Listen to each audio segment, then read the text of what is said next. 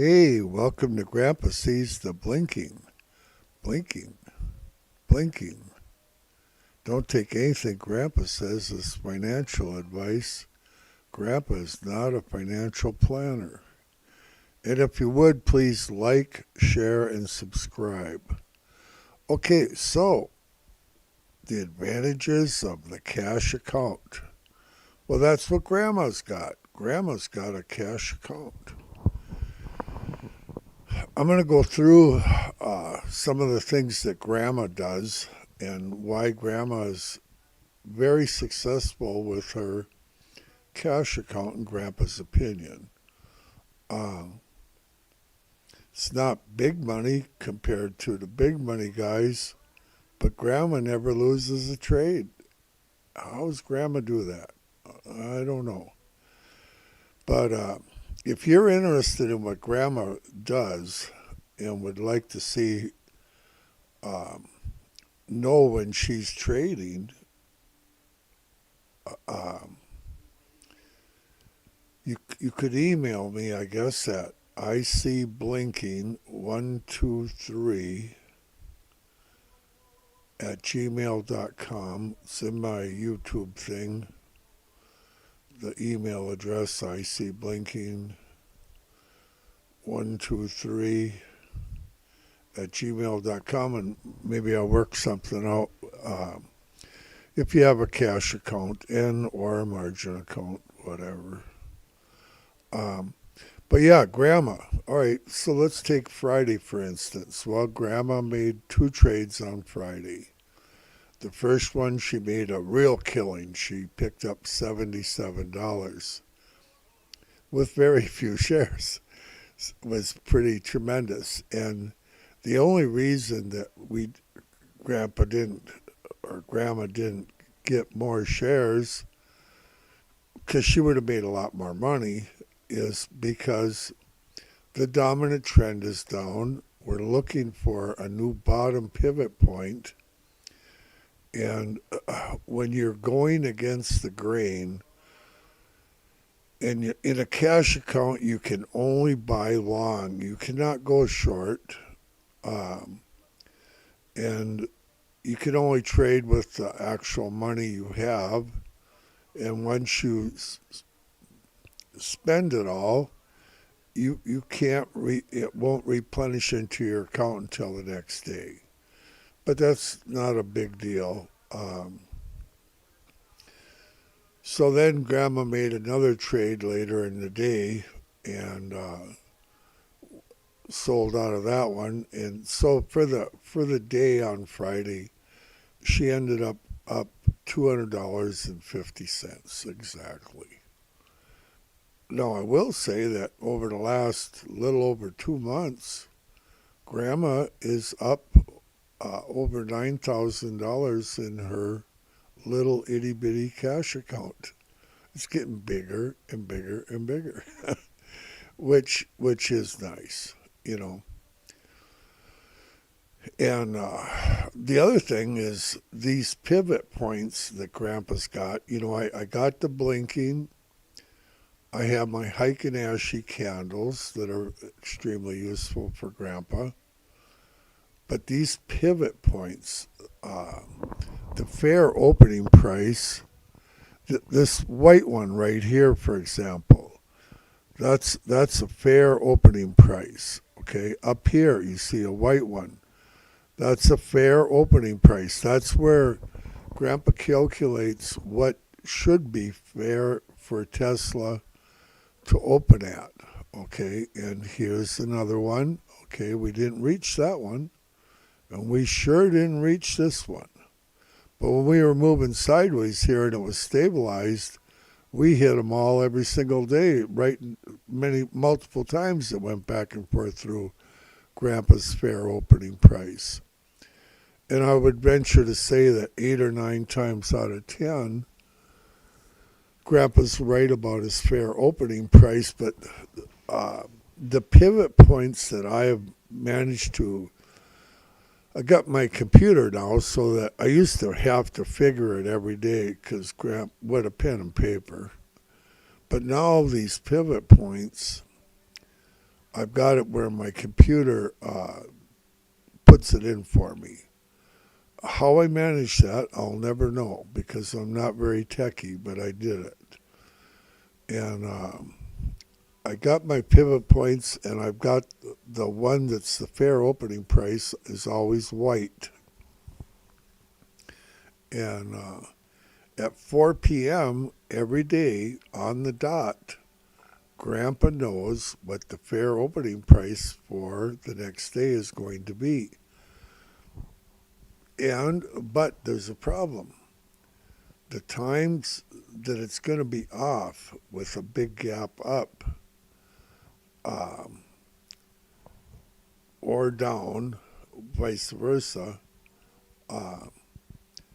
that's a killer. That's a killer if you're playing Grandpa's fair opening price. You get massacred. So what I'm I'm not quite sure how Grandpa knows it, but about 3 times now in the recent past, I've been able to tell in advance when we were gonna get the big gap up. Okay, for instance, right here, this was the fair opening price for this day. These are 4-hour candles. I'm going to tell you, from this fair opening price to the bottom of this candle is $21. This was a $50 move up, okay? We moved up 50. Between this day and that day, we moved up over $50 and we went up another 15, 20 the next day. So this is back where Jeff was had bought shares down here at 212, and this is the day that Grandpa decided to go short at 336. $25 above the fair opening price. I felt fairly safe to go short, and I went short here, and I took a beating with my little margin account. But Grandma, she was a buyer because she has a cash account and she can only go up. But you got to have a lot of patience with a cash account, especially when we're in a downtrend like this. The dominant trend is down. I'm going to go through that all with you shortly. But I've got a story to tell about volume in connection with these pivot points that's extremely important to know and understand. And I'm going to go through all that with you, and we're going to walk our way forward here and do a little bit of analysis on Tesla. The only reason there's several reasons Grandpa only trades Tesla. One, it's rock solid. Elon's the head of it, and I have great respect for Elon. And the company is beyond solid, and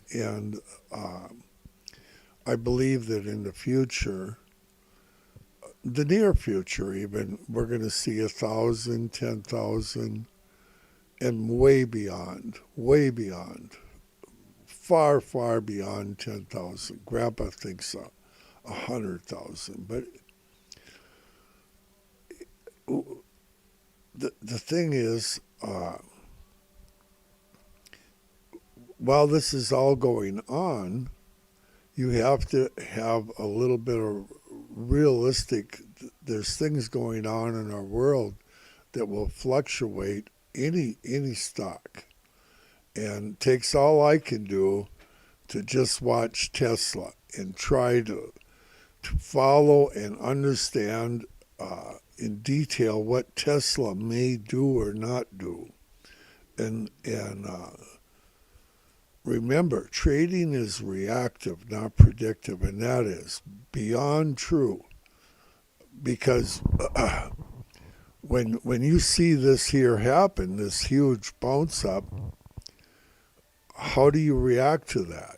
Do you Grandpa's inclination was to go short. That was the wrong answer, obviously. You know, the mid 230 range was not the place to go short. Uh, but we almost lived in this 215, 212 range here for a week or more, you know. And but regardless, as I've got my fair opening prices in and my pivot points in, like I say, I've found them to be extremely helpful. But knowing when this thing is going to turn and go back up is just huge, and not getting carried away buying and thinking that it won't never stop. Now, Grandpa thought that we were going to probably pivot around, have a top pivot point around 507 area. 507, 509 is where I anticipated it. Well, they did it at 488.59. They pulled the plug. So, Grandpa was off by $9. And, but that's Grandpa's opinion, because you don't really know until you know. And until then, we're just looking. And right now, we're looking for a bottom pivot point. And now we got a low pre-market of 410.23. Is that your new bottom pivot point? It's possible. It's possible, but I don't think it is. I think we might be in some trouble here if you're long. If you're long right now in a position, I think you might want to cut your losses and reposition. And I would urge you to do it. And when you cut your losses, have a little patience, and don't just dive back in with a $10 drop or something. Is what I'm saying. Okay, so I want to go through a few things. Then I'm going to go through this 4-hour chart with you in detail. We're going to analyze this thing.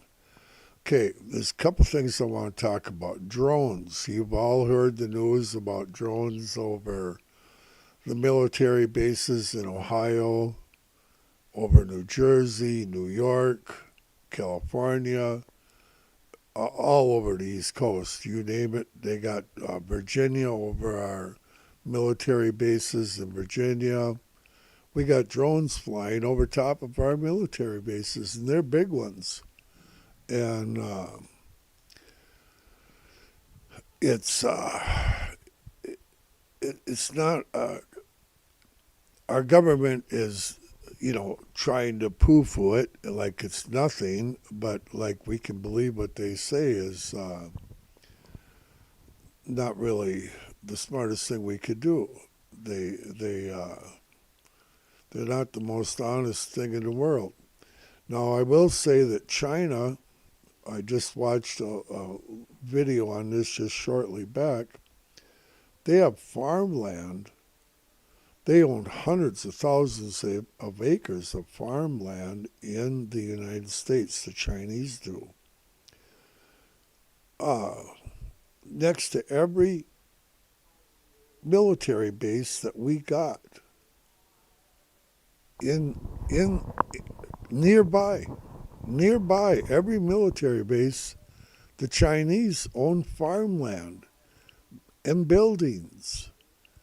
Uh, and not only that, there's estimates that over 50,000 fighting age Chinese men have walked across our border. I watched uh, the on Fox News reporting on them coming across the border and through the border. I watched 100 of them walk through the border myself on one program, all in their early, any range in age from 20 to 25 years old. These are fighting age young men, over 50,000 of them in our country on their farmland. They know where they're going. They're going to, I would say each little farm is like a base. We our government is just, and I believe that the, the drones flying over our bases are Chinese, and that's Grandpa's opinion. Could Grandpa be wrong? I doubt it, but you never know. Um, so now as far as Tesla and Tesla stock, now the markets don't like uncertainty. When you have drones flying over your military bases and your government ain't doing nothing about it, that ought to scare somebody. It scares Grandpa. The government shutdown was averted. They finally got their ducks in a row and they did their vote. So what they did is they kicked the can down the road, and they're going to have to fight the battle again shortly after Trump gets into office. And plus, we're going to have a few less in Congress, so it's going to be a little even harder than it was this time. But Elon and the WICK and Trump, they did manage, and with Mike, they managed to get a halfway decent bill through. They chopped it from 589 pages or something like that, or no, 1,500. What was it? 1,589 pages down to 170 or 80 pages. So they did make it a little bit better.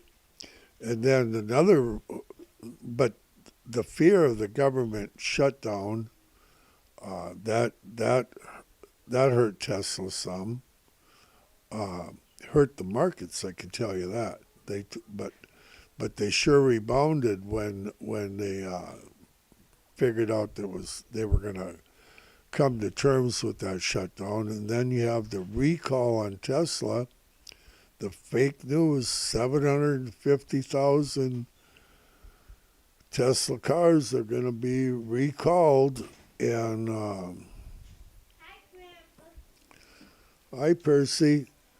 750,000 vehicles going to be recalled. Well, that's pretty bearish. They put that news out, and they just pulled the plug on Tesla. All fake news. All it is software updates. But every news organization and the media, they make that like it's the gospel, you know. And then you had Powell. We had bullish news that came out on Friday for Tesla, but when Paul did his deal on Wednesday, and he knew what he knows those reports in advance. But he made out like it was going to be he's going to be hawkish on the interest rate thing. He's going to be hawkish and not be giving us our cuts in the future. And but it's political. It's a lot of political going on there, and that's Grandpa's opinion. So I guess I'm getting company here. We got the kids.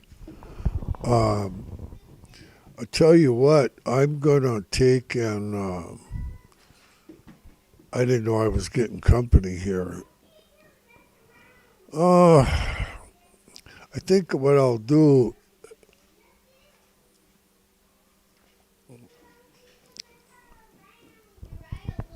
I can't even keep my train of thought right now.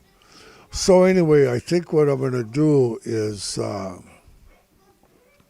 shut this one down and play with the grandkids a little bit while they're here, and then I'll come back and try to start where I left off. And because I want to go through this, talk about divergence and volume and these fair opening price pivot points, and we'll do